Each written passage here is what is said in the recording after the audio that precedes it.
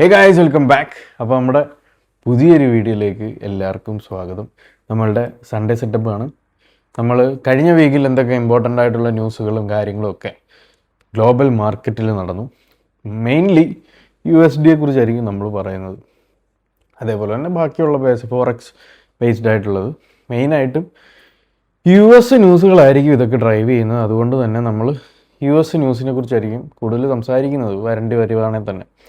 പിന്നെ നെക്സ്റ്റ് വീക്കിൽ ഇമ്പോർട്ടൻ്റ് ആയിട്ടുള്ള നമ്മളുടെ കലണ്ടർ ന്യൂസുകൾ എന്ന് പറഞ്ഞാൽ ഫോറക്സ് മാർക്കറ്റിൽ നമ്മുടെ ഫോറക്സ് ഫാക്ടറിയിൽ കാണുന്ന ന്യൂസുകൾ, അതേപോലെ തന്നെ എന്താണ് ഇമ്പാക്റ്റ് ചെയ്യാൻ ഇപ്പം ഗ്ലോബലി വല്ല ഇമ്പോർട്ടൻ്റ് ഇപ്പോൾ ബാർ പോലെ എന്തെങ്കിലും കാര്യങ്ങൾ നടക്കുകയാണെങ്കിൽ അതൊക്കെ എന്താണ് എങ്ങനെ എഫക്റ്റ് ചെയ്യും എന്നുള്ളതൊക്കെ നെക്സ്റ്റ് വീക്കിൽ എന്തെങ്കിലും നോക്കിയിരിക്കേണ്ടതുണ്ടോ എന്നുള്ള കാര്യങ്ങളൊക്കെ നമ്മൾ ഈ ഒരു സീരീസിലൂടെയാണ് സംസാരിക്കുന്നത്.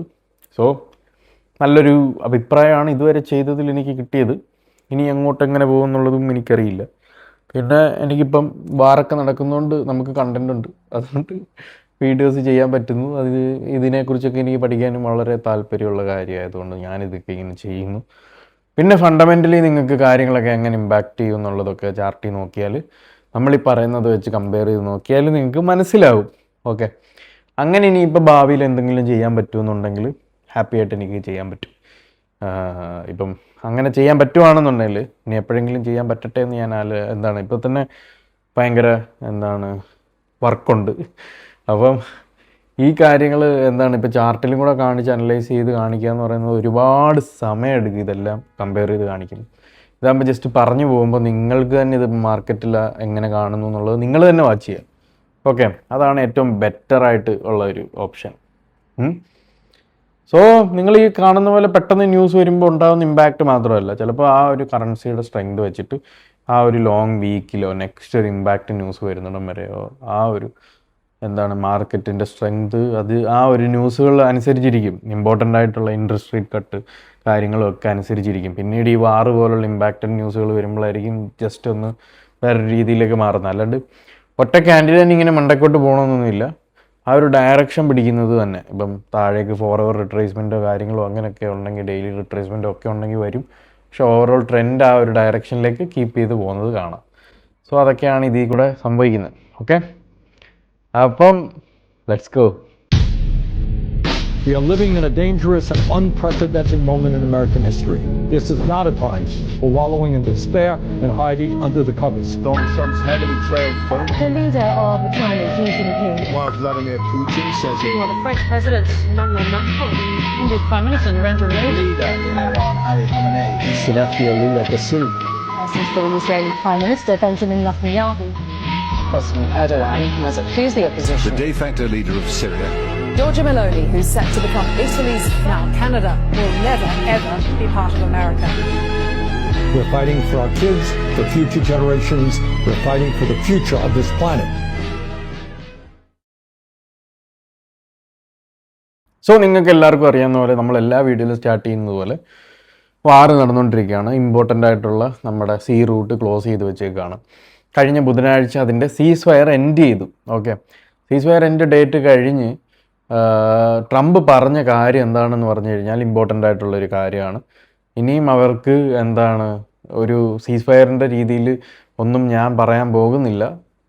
എന്താണോ അവർക്ക് ടൈം കൊടുത്തേക്കാണ്. അവർ തന്നെ ഇറാനിലുള്ളവർ തന്നെ കൺഫ്യൂസ്ഡ് ആണ്. അവർ തന്നെ അങ്ങോട്ടും ഇങ്ങോട്ടും വാക്കേറ്റത്തിലാണ്. വാർ നിർത്തണോ വേണ്ടായോ എന്നുള്ള രീതിയിൽ അവർ വാർ ഫെയിലായി എന്നൊക്കെയാണ് ട്രംപ് പറയുന്നത്. സോ അവർക്ക് സമയം കൊടുത്തേക്കാണ്. പക്ഷെ ഒരിക്കലും ഈ എഗ്രിമെൻറ്റ് സൈൻ ചെയ്യാനുള്ള അവസരം കൊടുത്തേക്കാണ്. പക്ഷെ ഒരിക്കലും ഇറാൻ ഓയിലുകളൊന്നും ഇപ്പോഴും പുറത്തോട്ട് വിടാൻ സമ്മതിച്ചിട്ടില്ല. അതേപോലെ തന്നെ വലിയ ഷിപ്പുകളൊന്നും പഴയ രീതിയിൽ പുറത്തേക്ക് പോകുന്നില്ല. ഇപ്പോഴും ബ്ലോക്കേഡ് ഉണ്ടായിരുന്നു. ഈ ഒരു സീസ് ഫയറിന് മുന്നേ തന്നെ ബ്ലോക്കേഡിൻ്റെ കാര്യം നമ്മൾ സംസാരിച്ചായിരുന്നു കഴിഞ്ഞ വീഡിയോയിൽ. സോ അതിപ്പോഴും വീണ്ടും മുന്നോട്ട് പൊക്കോണ്ടിരിക്കുക. ഒന്നും നടക്കുന്നില്ലടേ. അതിങ്ങനെ തന്നെ സ്ലോ ആയിട്ട് തന്നെ പോവാണ്. അപ്പോൾ ഇതൊക്കെയാണ് ട്രംപ് പറയുന്നത്. അവർ തമ്മിൽ തന്നെ അവിടെ തർക്കത്തിലാണ്. അപ്പം പുള്ളി ഓൾറെഡി വാർ വിൻ ചെയ്തു. പക്ഷേ ഒരു ഓയിലും ഒന്നും ഇനി ആ വഴി വിടൂല്ല, ഇവരുടെ എഗ്രിമെൻറ്റ് പാസ്സാവുന്നിടം വരെ എന്നാണ് പറയുന്നത്. സോ ഗോൾഡ്മാൻ സാക്സ് അറിയാലോ, വൺ ഓഫ് ദ ബിഗ്ഗസ്റ്റ് ബാങ്കേഴ്സാണ്. ട്രേഡിങ്ങും പരിപാടിയും കാര്യങ്ങളുള്ള വലിയ ഇൻവെസ്റ്റിംഗ് കമ്പനിയാണ്. സോ ഗോൾഡ്മാൻ സാക്സ് CNBC ന്യൂസിലാണെന്ന് തോന്നുന്നുണ്ട്. CNBC ന്യൂസിൽ അവരുടെ ഒരു സ്റ്റഡി പറഞ്ഞിട്ടുണ്ടത്. ഇപ്പം സ്റ്റഡിയല്ല, അതൊരു ഇമ്പോർട്ടൻ്റ് ആയിട്ടുള്ളൊരു കാര്യമാണ്. ഞാൻ അതിനെക്കുറിച്ചൊരു റീൽ ചെയ്തായിരുന്നു. 400 മില്യൺസ് ഓഫ് ബാരൽ ഓയിലാണ് ഇപ്പം പുറത്ത് വിട്ടേക്കുന്നത് രാജ്യങ്ങളെല്ലാം കൂടെ കൂടി. എമർജൻസി റിസർവ് ഉണ്ട് എല്ലാ രാജ്യങ്ങൾക്കും. ഈ എമർജൻസി റിസർവ് ഓയിലാണ് ഇപ്പോഴും മാർക്കറ്റിൽ റൺ ആയിക്കൊണ്ടിരിക്കുന്നത്. അതാണ് നമ്മൾ ആ ഒരു റേഞ്ചിൽ തന്നെ മാർക്കറ്റ് ഇങ്ങനെ കിടന്ന് കളിക്കുന്നത് കാണുന്നത്. എന്താന്ന് പറഞ്ഞാൽ ഈ ഒരു വാറിൻ്റെ അഫക്റ്റ് വന്നിട്ടും ആ ഒരു സമയങ്ങളിലുണ്ടായ സ്പൈക്കും റിട്രേസ്മെൻറ്റും കാര്യങ്ങളും അല്ലാണ്ട് വലിയ രീതിയിൽ എക്സ്പെൻസിലേക്ക് പോകുന്നില്ല പ്രൈസ്. ഒരു 85-80 ആ റേഞ്ച് താഴെ ഇങ്ങനെ കിടന്ന് കളിക്കണേ. അപ്പം ഇത് മേളിലേക്ക് പോകാൻ വേണ്ടിയിട്ട് സാധ്യതയുണ്ട്. ഈ 400 ബാരൽസ് ഓഫ് ഓയിൽ ഇപ്പം ഓൾറെഡി ഈ ഒരു ഷോർട്ടേജ് വന്ന സമയത്ത് മാർക്കറ്റിൽ ഈ ഒരു ഇത് ഇറക്കി വിട്ടിട്ടുണ്ടല്ലോ നമ്മളുടെ ഈ ഓയിൽ, റിസർവ്ഡ് ആയിട്ടുള്ള ഓയിൽ. സോ ഇപ്പോഴും ഈ ഒരു വാറിൻ്റെ കാര്യത്തിലൊരു തീരുമാനമാവാത്തത് കൊണ്ട് തന്നെ ഉറപ്പായിട്ടും ഇത് ബ്ലോക്ക് മാറ്റിയില്ല എന്നുണ്ടെങ്കിൽ പിന്നീട് നമ്മളുടെ ഓൾറെഡി നമ്മൾ ഈ റിസർവ് എടുത്തിട്ട് കാച്ചി നമ്മൾ ഈ റിസർവ് എല്ലാം എടുത്തിട്ട് ഇപ്പോൾ യൂസ് ചെയ്തല്ലോ. അപ്പോൾ ഓൾറെഡി എന്നാലും തീർന്നു പോയി എന്ന് ഞാൻ പറയുന്നില്ല. എന്നാലും രാജ്യങ്ങൾക്ക് അവരുടേതായ റിസർവ് വീണ്ടും ഉണ്ടാവുക ഇല്ലെന്നല്ല പറയുന്നത്. പക്ഷേ എക്സ്പെൻസീവ് ആവും. കയ്യിലുണ്ടാവുന്ന ഇപ്പോൾ 100%-ൽ ഒരു 80% അല്ലെങ്കിൽ ഒരു 50% എടുത്തു എന്ന് വെച്ചോ ഓയിൽ റിസർവ്. അപ്പം ഇനിയും അങ്ങോട്ട് ഈ ഒരു 50% കൂടെ എടുത്തു കഴിഞ്ഞാൽ പിന്നീട് രാജ്യത്തിൻ്റെ കയ്യിൽ റിസർവ് ഇല്ലാതെ വരുന്ന സമയത്ത് വീണ്ടും എക്സ്പെൻസീവ് ആവും. സോ ഈ 50% കഴിഞ്ഞ് വരുന്ന ഓയിലുകളെല്ലാം എക്സ്പെൻസീവ് ആവാനാണ് സാധ്യത. അപ്പം ഈ ബ്ലോക്കേഡ് ഇതുവരെ മാറിയില്ല എന്നുണ്ടെങ്കിൽ ഈ ഒരു കാര്യം സംഭവിക്കുമെന്നാണ് പറയുന്നത്. ഓക്കെ, ആ ഒരു റിസർച്ചിൽ അവർ പറയുന്ന അവരുടെ ഇതിൽ നമുക്കത് കാണാം. പക്ഷേ സംഭവിക്കാതിരിക്കുമോ എന്നുള്ളതൊന്നും നമുക്ക് പറയാൻ പറ്റില്ല. പക്ഷേ സ്റ്റില്ല് സിറ്റുവേഷൻ ഭയങ്കര സ്ലോയാണ്. അതൊരു ഇമ്പോർട്ടൻ്റ് ആയിട്ട് നമ്മൾ നോക്കി കാണേണ്ട ഒരു കാര്യമാണ്. അതേപോലെ തന്നെ റിസഷൻ്റെ കാര്യങ്ങളും സംസാരിക്കുന്നുണ്ട്. സോ ഈ ഒരു കാര്യം, ഈ ഒരു റിസർവ് തീർന്ന് തന്നെ ബാക്കിയുള്ള എല്ലാ കാര്യങ്ങൾക്കും എക്സ്പെൻസീവ് ആവും. എല്ലാ കാര്യങ്ങൾക്കും എക്സ്പെൻസീവ് ആയിക്കഴിഞ്ഞാൽ സ്പെൻഡിങ് കുറേ, എല്ലാ പരിപാടികളും കുറേ, അങ്ങനെയാണ് ഒരു റിസഷനിലേക്ക് എത്തുന്നത്. സോ വേൾഡ് വൈഡ് റിസഷൻ വരുന്നൊരു സമയം, ഇപ്പം കോവിഡിന് വേൾഡ് വൈഡ് ഒരു റിസഷൻ വന്നായിരുന്നു. സോ ഇനി അങ്ങനെ ഒരു റിസഷൻ വരാൻ സാധ്യത വരുന്നത് ഈ ഒരു സംഭവത്തിലാണ് എന്നാണ് പറയുന്നത്. സോ അത് നമ്മൾ നോക്കിക്കാണേണ്ടി തന്നെ ഇരിക്കുന്നു. സോ അതാണ് ആ ഒരു ഇമ്പോർട്ടൻ്റ് ന്യൂസ് ആ ഒരു CNBC റിപ്പോർട്ടിംഗ് ടൈമിൽ അവർ പുറത്തു വിട്ടത്. സോ കഴിഞ്ഞ വീക്കിൽ അതുണ്ടായിരുന്നു. അപ്പം ചൊവ്വാഴ്ച US റീറ്റെയിൽ സെയിൽസ് ഉണ്ടായിരുന്നു. ഞാൻ പറഞ്ഞിട്ടുണ്ടായിരുന്നു US സ്പെൻഡിങ് ലാസ്റ്റ് മന്തിൽ എങ്ങനെ ഉണ്ടായിരുന്നു എന്നുള്ളതിൻ്റെ റിപ്പോർട്ട് പുറത്തു വിട്ടിട്ടുണ്ടായിരുന്നു. സോ സ്പെൻഡിങ്ങിൽ 1.7% ജമ്പാണ് ഉണ്ടായത്. ലാസ്റ്റ് 3 ഇയേഴ്സിലെ ഹയസ്റ്റ് ബെറ്റർ ജമ്പാണ്. സോ നല്ലൊരു ഇതാണ് നമ്മൾ അതിൽ കൂടെ കാണേണ്ടത്. പോസിറ്റീവായിട്ടാണ് വന്നത്. എക്സ്പെക്റ്റ് ചെയ്തതിനേക്കാളും അപ്പായിട്ടാണ് വന്നത് സ്പെൻഡിങ്. സോ ഒരു പ്രോബ്ലം ഉണ്ട് അതിനകത്ത്. പെട്രോൾ സ്റ്റേഷനുകളിൽ 15.5% ഉയർച്ചയാണ് ഉണ്ടായത് സ്പെൻഡിങ്ങിൽ. ഇപ്പം അത് ഇപ്പം നിങ്ങൾക്ക് ഇപ്പോൾ വീട്ടിലെ കറണ്ട് ചാർജ് നിങ്ങൾ കറണ്ടിന് ബില്ല് കൊടുക്കുന്നു എന്നും പറഞ്ഞ് നിങ്ങൾക്ക് വലിയ ഗുണമൊന്നും ഉണ്ടാകുന്നില്ലല്ലോ. നിങ്ങളുടെ അതിന് എക്സ്പെൻസീവ് ആയതുകൊണ്ടാണ് നിങ്ങളിവിടെ അത് ചെയ്യുന്നത്. അല്ലാണ്ട് നമുക്ക് ഒരു ബൂസ്റ്റ് വരാൻ വേണ്ടിയിട്ട്, നാടിന് രക്ഷ വരാൻ വേണ്ടിയിട്ടോ അല്ലെങ്കിൽ ടോട്ടലി ഒരു ബൂസ്റ്റ് വരാൻ വേണ്ടിയിട്ടോ നിങ്ങൾ അതിനകത്തൊന്നും ചെയ്യുന്നില്ല. ജസ്റ്റ് നിങ്ങളുടെ സ്പെൻഡിങ് എക്സ്പെൻസീവായിട്ട് പോകുന്നു.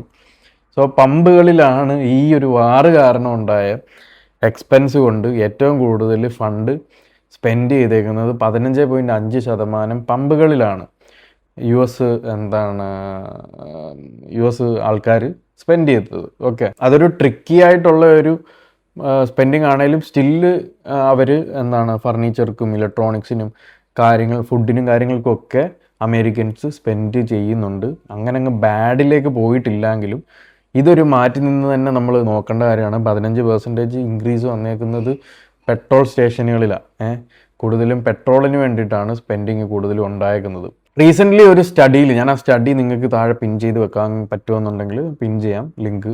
അതിൻ്റെ റീസെൻ്റ്ലി ഒരു സ്റ്റഡിയിൽ പറയുന്നത് അമേരിക്കൻസ് സ്റ്റിൽ ഫിയർ ടു എന്താണ് ഡോളറിനെ ഫിയർ ചെയ്യുന്നു എന്നുള്ളതിനെയാണ്.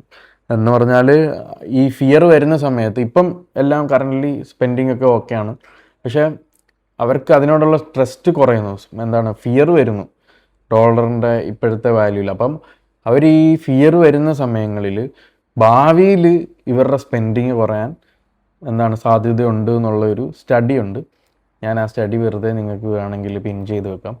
സോ അങ്ങനൊരു ചൂണ്ടിക്കാണലും കൂടെ ഉണ്ട് ഇതിനകത്ത്. ഓക്കെ, ട്രേഡേഴ്സിനെ സംബന്ധിച്ച് നോക്കുമ്പം സ്ട്രോങ് സ്പെൻഡിങ് ആണ്, ഗുഡ് ഫോർ ദ ഡോളറാണ്. ഫെഡ് എന്താണ് റേറ്റ്സ് ഹൈ ആയിട്ട് തന്നെ കീപ്പ് ചെയ്യും. അപ്പം എന്താണ് ഡോളറിൻ്റെ സ്ട്രെങ്ത് ആ ഒരു സ്ട്രെങ്തിൽ തന്നെ നിൽക്കും. എന്ന് പറഞ്ഞാൽ കട്ട് ചെയ്യാൻ സാധ്യതയില്ല ഫെഡ്, എന്താണ് സ്ട്രോങ് സ്പെൻഡിങ് ആയതുകൊണ്ട്. സോ ഇതാണ് ഒരു ട്രേഡർ രീതിയിൽ നമ്മൾ നോക്കേണ്ടത്. ഡോളറിൻ്റെ സ്ട്രെങ്തിനെ കീപ്പ് ചെയ്ത് നിർത്തുന്ന കാര്യങ്ങളിൽ US റീറ്റെയിൽ സെയിൽസ് ഒരു വലിയൊരു ഭാഗം കൊണ്ടുവരുന്നുണ്ട്. സോ ജസ്റ്റ് വാച്ച് ചെയ്യുക. ഈ ഒരു എന്താണ് റീറ്റെയിൽ സെയിൽ മിസ്സായാലും തന്നെ നെക്സ്റ്റ് റീറ്റെയിൽ സെയിൽസിൽ എങ്ങനെയാണ് പരിപാടികൾ എന്നുള്ളത് നോക്കുക. എങ്ങനെയാണ് സ്പെൻഡിങ് വരുന്നത്, ഹയർ ദാൻ എക്സ്പെക്റ്റഡ് ആണോ ലോവർ ദാൻ എക്സ്പെക്റ്റഡ് ആണോ എന്നൊക്കെ. US റീറ്റെയിൽ സെയിൽസ് എങ്ങനെയാണോ എന്നുള്ളതൊക്കെ നമ്മൾ കഴിഞ്ഞ വീഡിയോസിൽ പറഞ്ഞായിരുന്നു. നിങ്ങൾ ജസ്റ്റ് അതൊന്ന് പോയി വാച്ച് ചെയ്ത് നോക്കുക. ഇമ്പോർട്ടൻ്റ് ആയിട്ടുള്ള കാര്യങ്ങൾ നോട്ടൊക്കെ എഴുതി വെച്ച് പോവുക, ജസ്റ്റ് വാച്ച് ചെയ്യുക, ഒരു ചായയൊക്കെ കുടിച്ച്, അത്രേ ഉള്ളൂ പരിപാടി. ഓക്കെ, ഇനി ഇമ്പോർട്ടൻ്റ് ആയിട്ട് വന്നിട്ടുള്ളത് UK ഇൻഫ്ലേഷൻ റേറ്റ് വന്നിട്ടുണ്ടായിരുന്നു. പെട്രോള് അവിടെയും ഒരു വില്ലനാണ്, എല്ലായിടും ഒരു വില്ലനാണ്, അത് കൂടുതലൊന്നും പറയാനില്ല. സോ ഇതിനകത്തും നമുക്ക് നോക്കുകയാണെങ്കിൽ ഒഫീഷ്യലിയിൽ 3.3% ആണ് കമ്പയർഡ് ടു ലാസ്റ്റ് ഇയർ നോക്കുമ്പം എന്താണ് ഇൻക്രീസ് ചെയ്തേക്കുന്നത്. Okay, inflation. So bank of England ആണ് ഇൻട്രസ്റ്റ് റേറ്റ് UKയുടേത് കൺട്രോൾ ചെയ്യുന്നത്. എല്ലാം നൈസായിട്ട് പൊയ്ക്കൊണ്ടിരുന്നതുകൊണ്ട് തന്നെ interest rate bank of England എന്താണ് ഏപ്രിലിൽ കട്ട് ചെയ്യാനാണ് ഇരുന്നത്. പക്ഷേ വാർ സ്റ്റാർട്ട് ചെയ്തതോടെ ആ ഒരു തീരുമാനം എടുത്ത് കളഞ്ഞിട്ടുണ്ട്. ഇനി അത് കട്ട് ചെയ്യാൻ സാധ്യത കുറവാണ്. അപ്പം പെട്രോളാണ് ഏറ്റവും വലിയൊരു വിഷയമായിട്ട് അതിൻ്റെ മുന്നിൽ വന്നത്.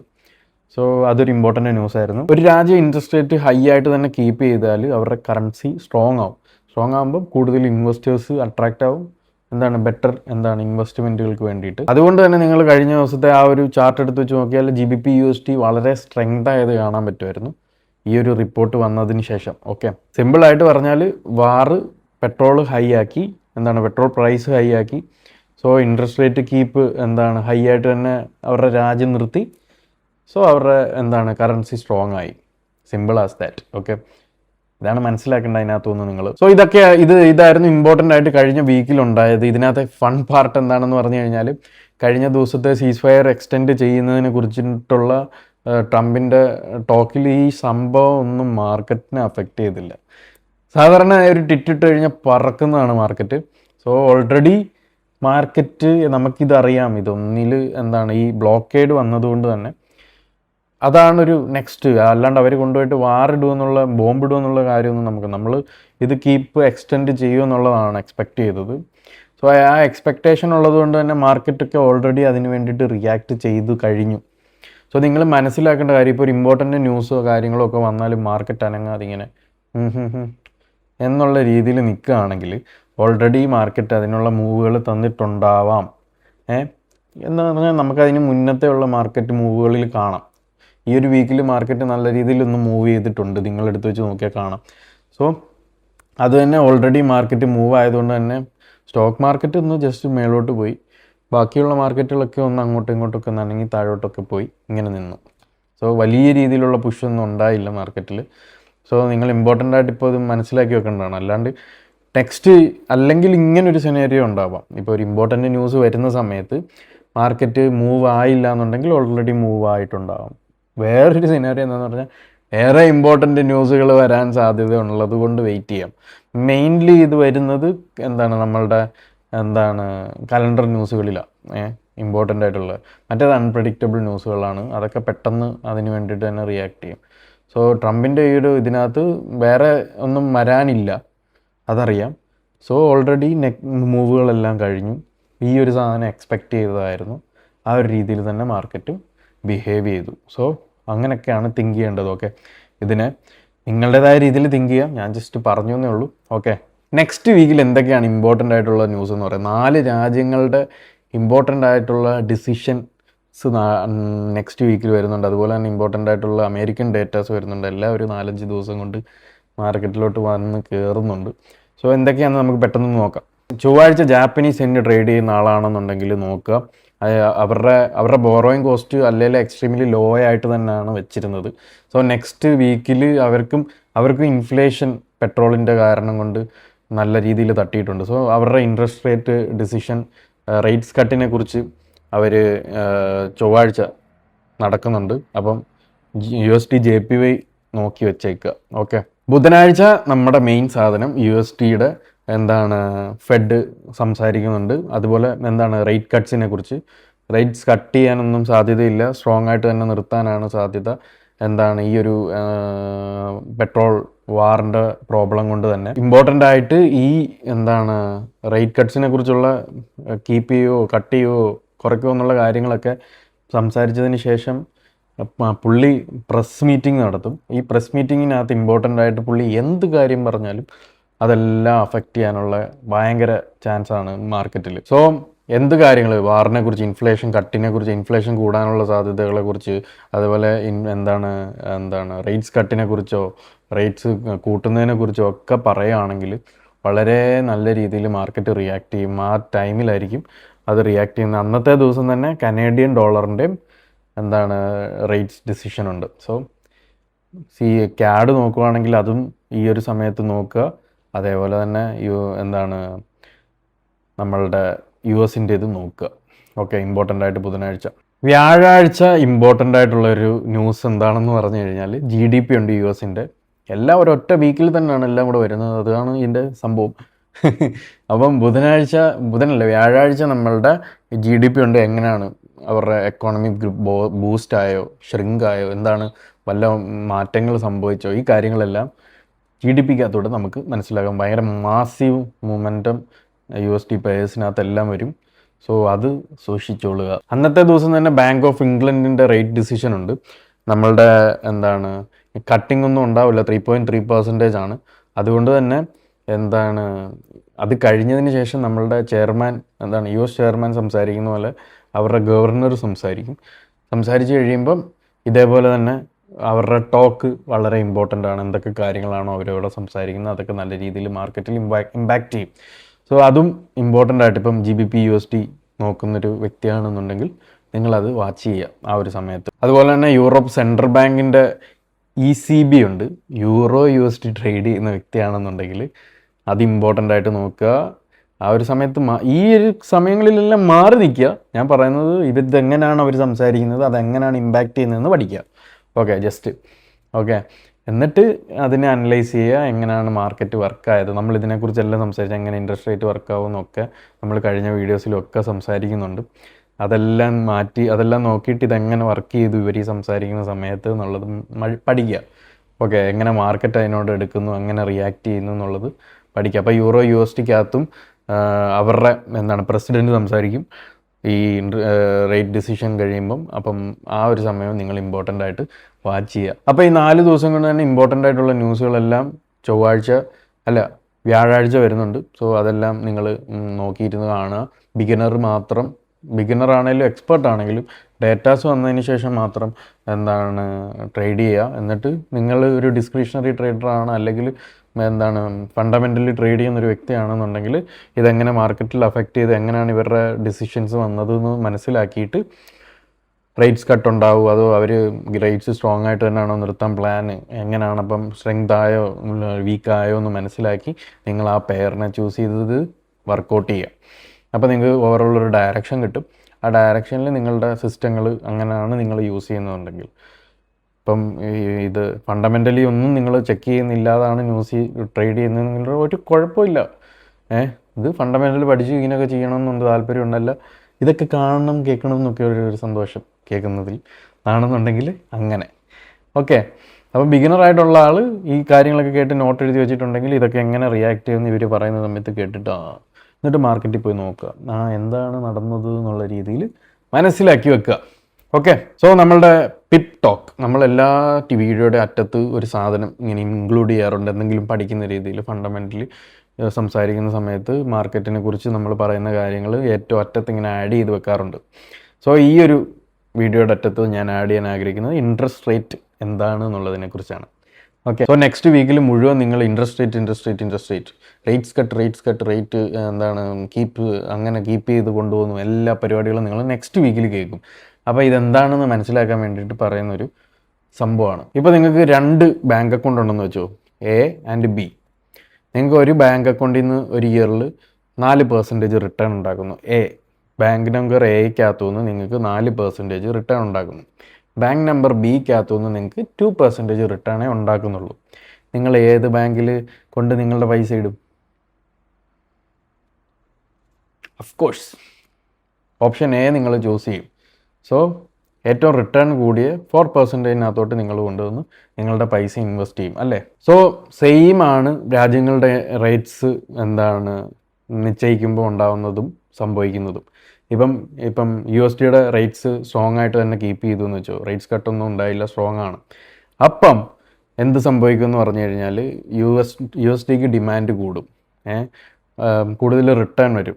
അപ്പം ഇൻവെസ്റ്റേഴ്സ് എല്ലാം അവിടെ കൊണ്ട് ഇൻവെസ്റ്റ് ചെയ്യും. സ്ട്രോങ് ആയിട്ട് നിൽക്കുന്ന കറൻസി ആയതുകൊണ്ട് തന്നെ അവിടെ കൊണ്ട് ഇൻവെസ്റ്റ് ചെയ്യുന്ന സമയത്ത് ഈ പ്രൈസ് മേളോട്ട് പോകും. ഓക്കെ, USDക്ക് സ്ട്രെങ്ത് കൂടും. സോ അതാണ് അവിടെ സംഭവിക്കുന്നത്. അപ്പം കറൻസി എന്താണ് ഹയർ ഇൻട്രസ്റ്റ് റേറ്റ്സ് ഹൈ ആക്കുകയാണെന്നുണ്ടെങ്കിൽ കറൻസി മേളിലോട്ട് പോകും. റേറ്റ്സ് കട്ട് ചെയ്യുകയാണെന്നുണ്ടെങ്കിൽ കറൻസി താഴേക്ക് പോകും. അത്രേ ഉള്ളൂ പരിപാടി. സോ നെക്സ്റ്റ് 4 രാജ്യങ്ങളുടെ മെയിൻ റേറ്റ്സ് കട്ട് ഡിസിഷൻ വരും. നിങ്ങൾക്കിപ്പോൾ അറിയാം എങ്ങനെയാണ് പരിപാടി മൂവ് ചെയ്യാൻ പോകുന്നതെന്നുള്ളത്. നിങ്ങൾ പോയി നോക്കുക, അവരെങ്ങനെയാണ് കീപ്പ് ചെയ്യുകയാണോ അതോ മേളിലേക്ക് കൂട്ടുകയാണോ താത്തുകയാണോ എന്നുള്ള കാര്യങ്ങളൊക്കെ നിങ്ങൾ മനസ്സിലാക്കിയിട്ട് അതെങ്ങനെയാണ് മാർക്കറ്റിൽ റിയാക്ട് ചെയ്യുന്നതെന്ന് പോയി നോക്കുക. Okay, simple as that. അപ്പം നമ്മുടെ ഈ ഒരു പരിപാടി ഇന്നത്തേത് അവസാനിച്ചിരിക്കുകയാണ്.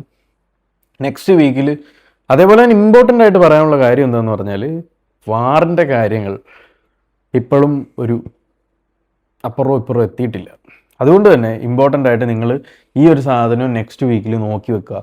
ഇതെന്ത് സംഭവിക്കും, നെക്സ്റ്റ് വീക്കിൽ എന്തെങ്കിലും പരിപാടികൾ അവന്മാർ പ്ലാൻ ചെയ്യുന്നുണ്ടെങ്കിൽ അതൊക്കെ എങ്ങനെയാണ് മാർക്കറ്റിൽ വരുന്നതെന്നുള്ള കാര്യങ്ങളൊക്കെ നിങ്ങൾ മനസ്സിലാക്കുക, അതിനനുസരിച്ച് ചെയ്യുക. Okay, see you guys in next video. Stay safe.